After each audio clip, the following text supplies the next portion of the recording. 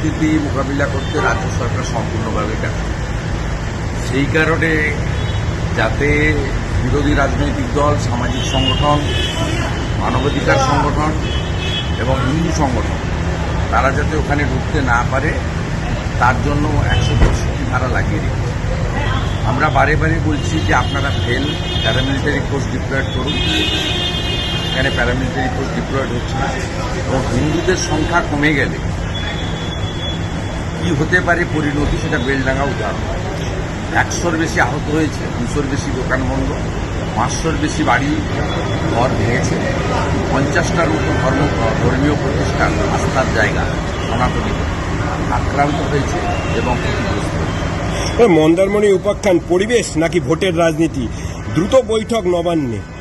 মন্দারমণির যে হোটেল ভেঙে দেওয়া কথা বলেছিলেন, সেখান থেকে পরিবেশ বাঁচাতে নাকি ভোটের রাজনীতি করতে চাইছেন তড়িঘড়ি বৈঠক? কথা হচ্ছে ওই জেলার সভাধিপতি এবং জেলা শাসক তারা মিলে এই কাণ্ডটা করতে গেছিলেন এবং আমি প্রথম দিনই বলেছি ল্যান্ডের কনভার্সন নিউট্রেশন আপনারা দিয়েছেন, বিল্ডিং প্ল্যান, সাইট প্ল্যান আপনারা অ্যাপ্রুভ করেছেন, ব্যাংক থেকে ফাইন্যান্স নিয়ে এই প্রতিষ্ঠানগুলো গড়ে উঠেছে। কয়েক হাজার ছেলে এই 140টা যে প্রস্তাবিত যেখানে ভাঙার কথা হয়েছিল তাদের কর্মসংস্থানের প্রশ্ন। এই জায়গায় আপনারা এই কাজটা করতে পারেন না। এনজিটিকে প্রপারলি ট্যাকেল করার দায়িত্ব আপনাদের। পোস্টাল সিআরজেড যে অ্যাক্ট রয়েছে এটা অ্যাপ্লিকেবল, এনজিটির কোনো ত্রুটি নেই। কিন্তু আপনারা পশ্চিমবঙ্গ সরকার তাদের কাছ থেকে রেভিনিউ নিচ্ছেন, খাজনা নিচ্ছেন, প্ল্যানের ফিজ নিয়েছেন, অনুমোদন দিয়েছেন। আপনাদের এনজিটিকে বলা উচিত ছিল যে আমরা এটা করেছি, সেটা না করে এই কাণ্ডটা করতে গেছেন। এবং আমার মূল উদ্দেশ্য মনে হয়েছে যে এনজিটিকে আইওস করা আর এই 140টা হোটেল মালিকের কাছ থেকে প্রতারিত করে কিছু টাকা সংগ্রহ।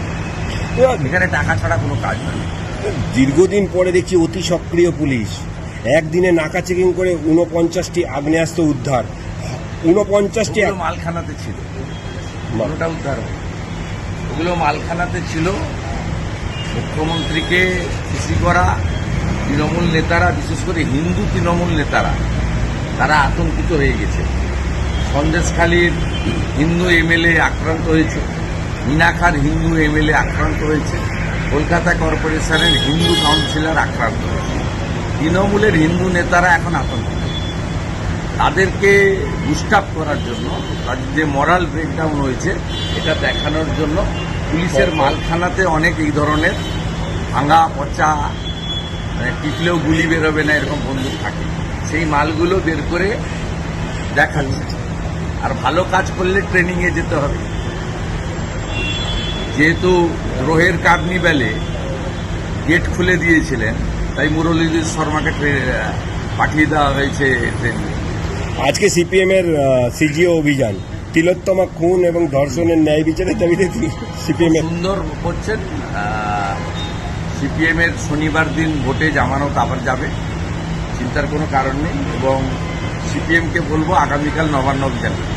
গতকাল দাদা গিরিরাজ সিং, আপনাদের মন্ত্রী, সেন্ট্রাল মিনিস্টার, তিনি জানিয়েছেন এই যে সরকার রাজ্যে আছে দেশের জন্য খারাপ। তো রোহিঙ্গা মুসলমানদের সাপ্লাই করছে পশ্চিমবঙ্গ সরকার, ভারতীয় মুসলমানদের বলছে, রোহিঙ্গা মুসলমানদের কথা বলছি। মমতা ব্যানার্জি গোটা ভারতবর্ষে সাপ্লাই করছে। সেই জন্য কালকে মহারাষ্ট্র এবং ঝাড়খণ্ডে মানুষ বিজেপিকে ভোট